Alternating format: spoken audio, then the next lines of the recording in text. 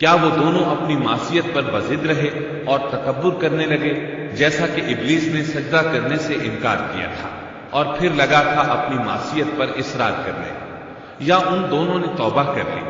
جی ہاں، دونوں نے توبہ کر لی، جیسا کہ قرآن مجید میں آتا ہے۔ دونوں نے کہا، اے ہمارے رب، ہم نے اپنا بڑا نقصان کیا، اور اگر تو ہماری مغفرت نہ کرے گا اور ہم پر رحم نہ کرے گا تو واقعی ہم خسارہ پانے والوں میں سے ہو جائیں گے۔ اس قصے میں ایک سوال یہ ذہن میں پیدا ہوتا ہے کہ جب سیدنا آدم علیہ السلام کو ابلیس نے سجدہ نہ کیا تو اللہ تعالیٰ نے اسے مردود بنا کر جنت سے نکال دیا، پھر وہ سیدنا آدم علیہ السلام کو اس درخت کے قریب کس طرح لے گیا جبکہ وہ جنت سے باہر ہو چکا تھا؟ قرآن کریم میں اس بارے میں یہ الفاظ آئے ہیں، پھر شیطان نے ان کے دلوں میں وسوسہ ڈالا۔ یہ وسوسہ اس نے کیسے ڈالا جبکہ وہ جنت سے نکالا جا چکا تھا؟ مفسرین نے اس کے جواب میں لکھا ہے کہ اس نے جنت سے باہر رہ کر یہ وسوسہ ڈالا تھا، جیسے آج کل تار اور بغیر تار کے آواز کو دور دراز علاقوں تک پہنچایا جا سکتا ہے، ایسے ہی شیطان نے اپنی طاقت سے یہ وسوسہ ان کے دلوں تک پہنچایا۔ لگے ہاتھوں ابلیس کی حقیقت بھی سن لیں۔ ابلیس کے لفظی معنی انتہائی مایوس کے ہیں۔ یہ راندہ درگاہ ہونے کے بعد ہمیشہ ہمیشہ کے لیے اللہ کی رحمت سے مایوس ہو گیا تھا، اس لیے اسے یہ لقب ملا، ورنہ روایات کی روح سے اس کا اصل نام عزازیل تھا۔ پہلے یہ جنات میں سے تھا، اپنے رب تعالی کی اطاعت سے نکل کر ابلیس ہوا۔ اس کا علم ناقص تھا، مزاج ناپاک تھا، وہ غرور اور تکبر میں مبتلا ہو گیا تھا۔ یہاں یہ بات بھی ذہن نشین کر لیں کہ انبیاء خطا اور گناہ سے پاک ہوتے ہیں، ان پر اللہ تعالیٰ کی مستقل حفاظت اور نگرانی قائم رہتی ہے۔ اگرچہ انبیاء بھی انسان ہوتے ہیں اور تمام انسانی تقاضے انہیں لاحق ہوتے ہیں، لیکن ان کے عمل اور ارادے میں کسی قسم کی بدی اور شر کا عمل دخل قطعاً نہیں ہوتا۔ ان کا ہر قول اور عمل بلکہ ہر حرکت اور سکون کی حالت بھی انسانیت کے لیے بہترین نمونہ ہوتے ہیں۔ البتہ بشر ہونے کی وجہ سے بھول کا امکان ہوتا ہے، تاہم بھول ہو جانے کی صورت میں انہیں فوراً ہی خبردار کر دیا جاتا ہے۔ بھول ہو جانا بشری طبیعت کا خاصہ ہے، اللہ تعالیٰ نے ہر انسان کی فطرت میں یہ چیز رکھی ہے۔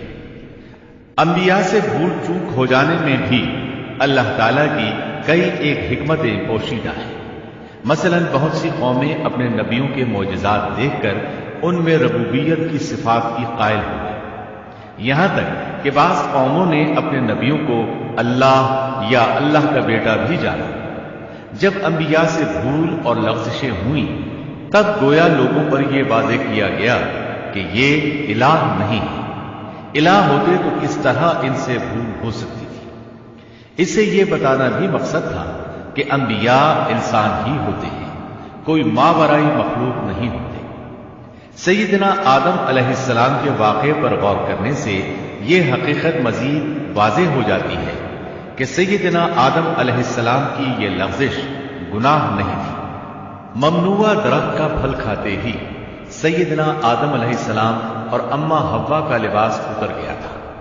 اللہ کا حکم ہوا، قال اهبطوا، جنت سے اتر جاؤ، تم آپس میں ایک دوسرے کے دشمن ہوگے اور تمہارے واسطے زمین میں رہنے کی جگہ ہے اور ایک وقت تک نفع حاصل کرنا ہے۔ فرمایا تم وہیں زندگی بسر کرو گے اور وہیں مرو گے اور وہیں سے دوبارہ نکالے جاؤ گے۔ قرآن مجید کے دیگر مقامات میں بھی اس قصے کی تفصیل موجود ہے۔ مثلا فرمایا، اور اس سے قبل ہم نے آدم سے ایک عہد لیا تھا مگر وہ بھول گئے اور ہم نے ان میں کوئی عزم نہیں پایا۔ اللہ تعالیٰ فرماتے ہیں، اور جب ہم نے فرشتوں سے کہا آدم کو سجدہ کرو تو ابلیس کے سوا سب نے سجدہ کیا، اس نے صاف انکار کر دیا تو ہم نے کہا اے آدم یہ تیرا اور تیری بیوی کا دشمن ہے، خیال رکھنا ایسا نہ ہو وہ تم دونوں کو جنت سے نکلوا دے اور تم مصیبت میں پڑ جائے۔ یہاں تو تجھے یہ آرام ہے کہ نہ تو بھوکا ہوتا ہے اور نہ ننگا، اور نہ تو یہاں پیاسا ہوتا ہے اور نہ دھوپ سے تکلیف اٹھاتا ہے۔ لیکن شیطان نے اسے وسوسے میں ڈال دیا، کہنے لگا میں آپ کو دائمی زندگی کے درخت اور وہ بادشاہت بتلاؤں جو کبھی پرانی نہ ہو۔ چنانچہ ان دونوں نے اس درخت سے کھایا، بس ان کے سطر کھل گئے اور وہ بہشت کے پتے اپنے اوپر چپکانے لگے۔ آدم نے اپنے رب کی نافرمانی کی، بس بہک گیا۔ پھر اس کے رب نے نوازا، اس کی طرف توجہ فرمائی اور اس کی رہنمائی کی۔ حکم ہوا تم دونوں یہاں سے اتر جاؤ، تم آپس میں ایک دوسرے کے دشمن ہو۔ اب تمہارے پاس جب کبھی میری طرف سے ہدایت پہنچے تو جو میری ہدایت کی پیروی کرے نہ تو وہ بہکے گا نہ تکلیف میں پڑے گا، ہاں جو میری یاد سے روگردانی کرے گا اس کی زندگی تنگی میں رہے گی اور بروز قیامت ہم اسے اندھا کر کے اٹھائیں گے۔ آدم علیہ السلام زمین پر اترے اور اپنے رب سے توبہ کے کلمات سیکھ لیے۔ وہ کلمات یہ ہیں: ربنا ظلمنا أنفسنا وإن لم تغفر لنا وترحمنا لنكونن من الخاسرين۔ اے ہمارے رب، ہم نے اپنا نقصان کیا اور اگر تو نے ہم پر مغفرت و رحمت نہ فرمائی تو ہم خسارہ اٹھانے والوں میں سے ہو جائیں گے۔ آدم علیہ السلام زمین پر اترے اور ان کے ساتھ حوا علیہ السلام بھی اتری اور ان کے ساتھ ہی ابلیس کو بھی اتارا گیا۔ یہ کس جگہ پر اترے اس بارے میں اختلاف پایا جاتا ہے، لیکن ابن عباس رضی اللہ عنہ کی بات راجح محسوس ہوتی ہے کہ آدم علیہ السلام کو ہند میں اور حوا علیہ السلام کو جدے میں اتارا گیا۔ جب آدم علیہ السلام اتر آئے تو حوا علیہ السلام کی تلاش شروع کر دی، زمین میں ان کی تلاش میں سرگرداں ہوئے۔ آخر کار میدان عرفات میں دونوں کی ملاقات ہو گئی۔ چونکہ میدان عرفات میں دونوں نے ایک دوسرے کی معرفت حاصل کی تھی اور ان کا آپس میں تعارف ہوا تھا، لہذا اسی مناسبت سے اس میدان کا نام عرفات مشہور ہو گیا۔ اللہ تعالیٰ نے زمین کے اندر انسانوں کو پھیلانا شروع کیا اور زمین کو مردوں اور عورتوں سے آباد کر دیا۔ امام طبری رحمت اللہ علیہ بیان کرتے ہیں کہ حوا علیہ السلام نے آدم علیہ السلام کے لیے 20 ولادتوں میں 40 بچوں کو جنم دیا۔ ہر بار 2 بچوں کو جنم دیتی تھی، ایک لڑکا ہوتا ایک لڑکی۔ سب سے پہلا جوڑا قابیل اور اس کی بہن قمیم کا تھا۔ پھر انسانوں کی افزائش شروع ہوئی، آبادی میں اضافہ ہونے لگا۔ اللہ نے آدم علیہ السلام ہی کو ان کا نبی متعین کر دیا۔ وہ انہیں دین سکھاتے رہے۔ اس وقت تمام لوگ موحد تھے، خالص توحید کو اپنانے والے تھے، یعنی کان الناس امۃ واحدہ، تمام لوگ ایک ہی امت کے تھے، ان میں شرک کا شائبہ بھی نہ تھا۔ ابن جریر اور ابن کثیر رحمہم اللہ نے ابو موسیٰ اشعری رضی اللہ عنہ کی روایت بیان کی ہے، اللہ نے جب آدم علیہ السلام کو جنت سے زمین پر اتارا تو انہیں ہر چیز کی کاریگری اور صنعت کا علم تھا۔ جب وہ اترے تو عالم بھی تھے، لباس میں ملبوس بھی تھے، کام کاج کے تمام طریقوں سے باخبر بھی تھے، لوہے، آگ، لکڑی اور کپڑے کے استعمال سے بھی بخوبی واقف تھے۔ ہمارے برعکس وہ ان کاموں کو اپنی ابتدا ہی سے جان چکے تھے، کیونکہ ہم سب لوگوں کا حال یہ ہے کہ جب تک سکھایا نہ جائے ہمیں کچھ نہیں آتا۔ آج کے دور میں بعض افریقی قبائل کے افراد وحشیانہ اور غیر مہذب زندگی گزارتے ہیں۔ علماء کا کہنا ہے کہ یہ لوگ زمین پر رہنے والوں میں سے گمراہ ترین انسان ہیں۔ انہوں نے بہترین زندگی ضائع کر دی اور گھٹیا زندگی کو پسند کیا۔ تہذیب و تمدن کا آغاز چونکہ ابتدائے آفرینش سے ہے، اس لیے ہر انسان کی فطرت میں تہذیب کی سوجھ بوجھ موجود ہے۔ بہرحال آدم علیہ السلام کے بعد انسانی مخلوق کی تعداد روز بروز بڑھتی چلی گئی اور انسانی کمزوریوں کی بنا پر گناہ شروع ہو گئے۔ زمین پر سب سے پہلے ہونے والی معصیت قابیل کے ہاتھوں اپنے بھائی حابیل کے قتل کی صورت میں سامنے آئی۔ اللہ تعالیٰ نے قرآن مجید میں قابیل اور اس کے بھائی حابیل کا قصہ بیان کیا ہے۔ قابیل قرخ اور درشت طبیعت کا مالک تھا، جبکہ اس کا بھائی حابیل رحم دل اور نرم طبیعت تھا۔ قابیل کھیتی باڑی کرتا تھا اور حابیل مویشی چراتا تھا۔ حابیل کے نرم دل ہونے کی ایک وجہ اس کا بکریاں چرانا تھا، کیونکہ ایک چرواہا اپنی بکری کو بھوکا دیکھ کر اسے چارہ کھلائے بغیر نہیں رہتا، نہیں وہ کسی بکری کو پیاسا دیکھ کر اسے بھول جاتا ہے، اپنے جانور پر اس کی طاقت سے زیادہ بوجھ بھی نہیں لادتا۔ بنی نوع انسان کی تعداد میں اضافے کے لیے اس وقت ایسا قانون تھا جو اب حرام ہے، اور وہ ہے بہن کے ساتھ نکاح، چونکہ اس وقت کے سب لوگ آدم علیہ السلام کی حقیقی اولاد تھے اور آپس میں بہن بھائی تھے، اس لیے اس وقت کی شریعت کی روح سے قابیل اپنے ساتھ جڑواں پیدا ہونے والی بہن کے سوا کسی دوسری بہن سے شادی کر سکتا تھا، اور اسی طرح حابیل اپنے ساتھ جڑواں پیدا ہونے والی بہن کے علاوہ کسی دوسری بہن سے شادی کر سکتا تھا۔ اس کی صورت یہ تھی کہ قابیل کی شادی حابیل کی بہن سے ہو اور حابیل کی شادی قابیل کی بہن سے ہو، لیکن ہوا یہ کہ حابیل کی بہن خوبصورتی میں قابیل کی بہن سے کم تھی، اس لیے قابیل نے حابیل کی بہن سے شادی کرنے سے انکار کر دیا اور اپنی جڑواں بہن سے شادی کی خواہش ظاہر کی، لیکن ایسا کرنا آدم علیہ السلام کی شریعت میں حرام تھا۔ آپ نبی بھی تھے اور رسول بھی۔ رسول اور نبی میں فرق یہ ہے کہ رسول پر شریعت اور احکام نازل ہوتے ہیں، لیکن نبی پر شریعت نازل نہیں ہوتی، البتہ اس کی طرف وحی نازل ہوتی ہے اور معجزات عطا کیے جاتے ہیں، جبکہ شریعت صرف رسولوں ہی پر نازل کی جاتی ہے۔ آدم علیہ السلام بھی چونکہ رسول تھے، اس لیے ان کی شریعت میں یہ قانون تھا کہ کوئی شخص اپنے ساتھ جڑواں پیدا ہونے والی بہن کے ساتھ شادی نہیں کر سکتا۔ قابیل اس شرعی حکم کی وجہ سے غضبناک ہو گیا، اس نے تعجب کا اظہار کرتے ہوئے اس قانون کو ماننے سے انکار کر دیا۔ آدم علیہ السلام نے ان دونوں کے درمیان فیصلہ کرتے ہوئے انہیں حکم دیا کہ دونوں اللہ کے حضور ایک ہدیہ پیش کریں۔ ہدیہ اس جانور کو کہتے ہیں جسے اللہ کے نام پر ذبح کر کے فقراء میں تقسیم کر دیا جائے، اس سے مقصود اللہ کے لیے اپنی نیت کو خالص کرنا ہوتا ہے، اس عمل کو قربانی کہا جاتا ہے۔ آدم علیہ السلام کے زمانے میں قربانی کا جو قانون تھا اس کے قبول ہونے کی نشانی طے تھی، اور وہ یہ کہ آسمان سے ایک آگ نمودار ہوتی اور اس قربانی کو جلا دیتی۔ اس کا مطلب تھا قربانی قبول ہو چکی ہے، اور اگر آگ قربانی کو نہ جلاتی تو سمجھ لیا جاتا کہ قربانی قبول نہیں ہوئی۔ آخر قربانی کا دن آ پہنچا۔ حابیل نے اپنے مویشیوں میں سے ایک بہترین جانور لیا اور قربان گاہ میں لا کر اللہ کے حضور پیش کر دیا۔ دوسری طرف قابیل نے اپنی کھیتی کے غلے میں سے ردی قسم کا غلہ قربانی کے لیے پیش کیا۔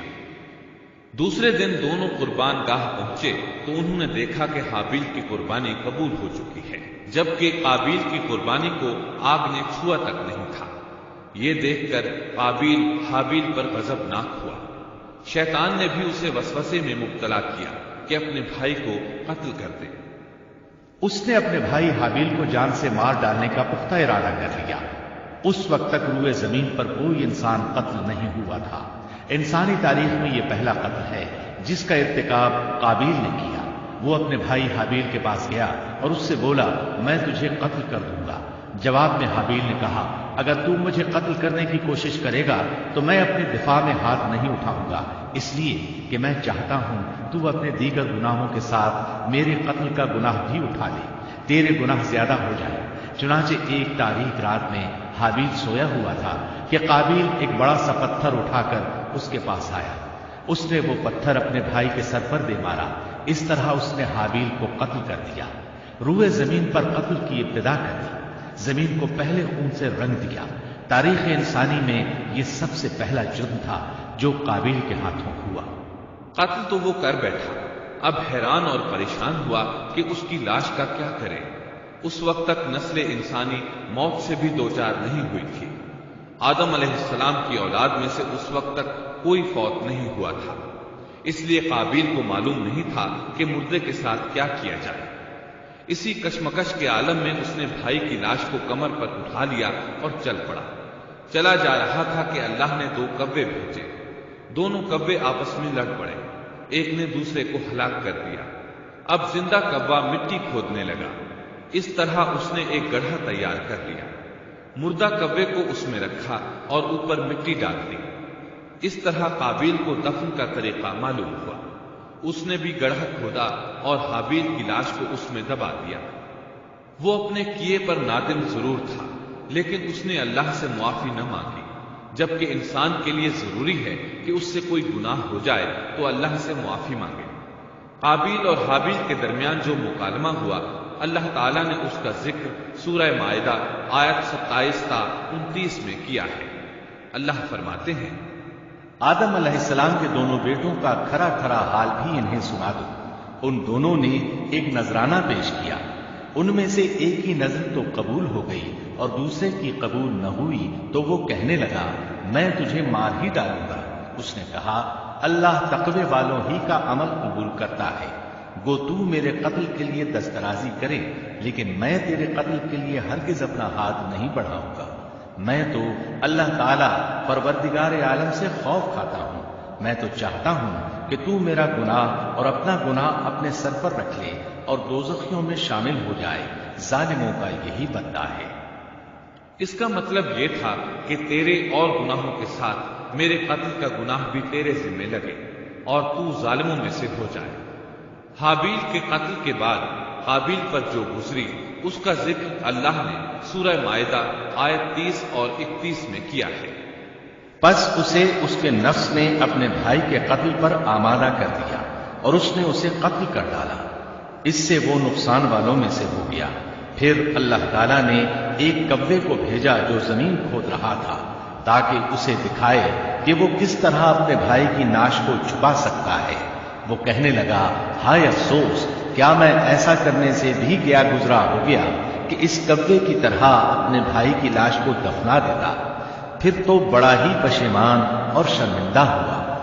امام احمد، ترمذی اور ابو داود نے سیدنا سعد بن ابی وقاص رضی اللہ عنہ سے روایت کی ہے کہ انہوں نے سیدنا عثمان رضی اللہ عنہ کی شہادت کے فتنے کے وقت فرمایا، میں گواہی دیتا ہوں کہ رسول اکرم صلی اللہ علیہ وسلم نے فرمایا تھا، ایک بہت بڑا فتنہ رونما ہوگا، اس میں بیٹھنے والا کھڑے ہونے والے سے بہتر ہوگا اور کھڑا ہونے والا چلنے والے سے بہتر ہوگا اور چلنے والا دوڑنے والے سے بہتر ہوگا۔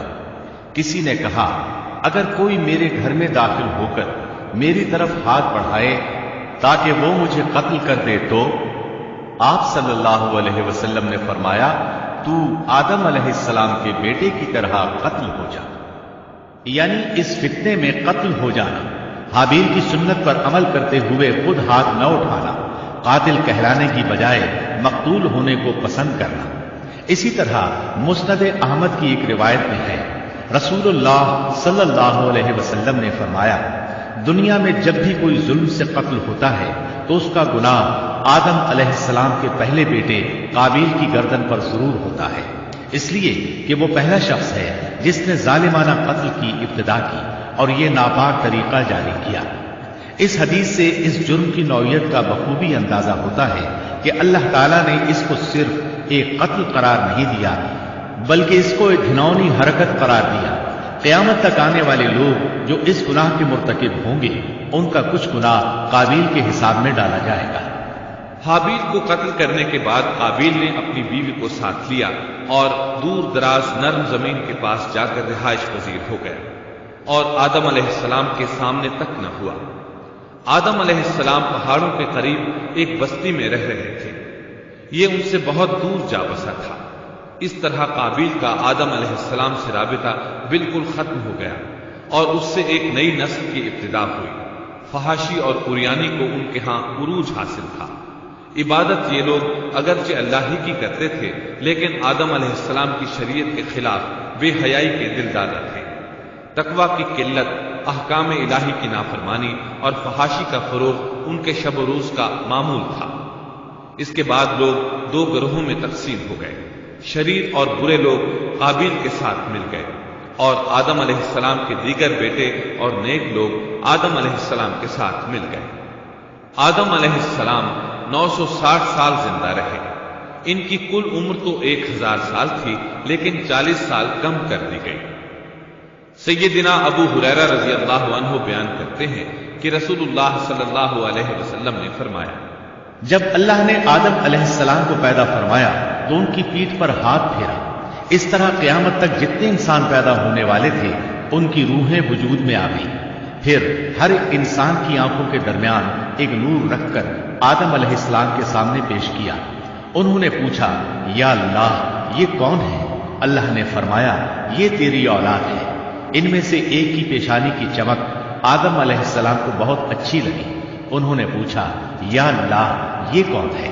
جواب ملا یہ تیری اولاد میں سے بہت دور جا کر ہے. ان کا نام داؤد ہے.